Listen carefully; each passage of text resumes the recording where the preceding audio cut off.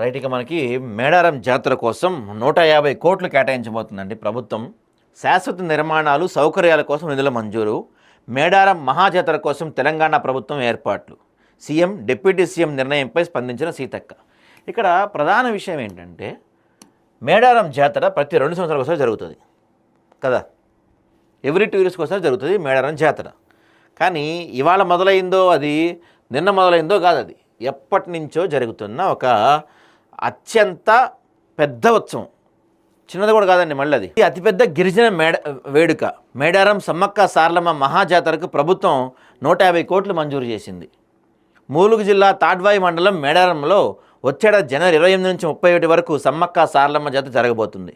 2026 మహాజాతరకు సుమారు 1.5 కోటి మంది పైగా భక్తులు పాల్గొంటారని అంచనా. 24 కంటే అదనంగా 45 కోట్లు పెంచడమే కాకుండా 5 నెలల ముందే నిధులు విడుదల చేస్తున్నారు.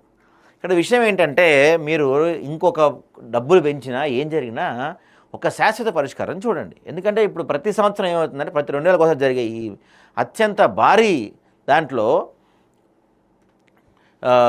జరగబోతుంది అనమాట. కాబట్టి ప్రతి సంవత్సరం ప్రతి 2 నెలలకు ఒకసారి డబ్బులు ఇవ్వటం, తర్వాత మళ్ళీ అయిపోవటం ఎంత దారుణంగా ఉంటుంది అంటే కనీసం బాత్రూమ్స్ ఉండవు, ఫెసిలిటీస్ ఉండవు, తినడానికి తిండి ఉండదు, సరైన ఫెసిలిటీ వెళ్ళిన ప్రతి భక్తులు చాలా ఇబ్బందులు పడతారు.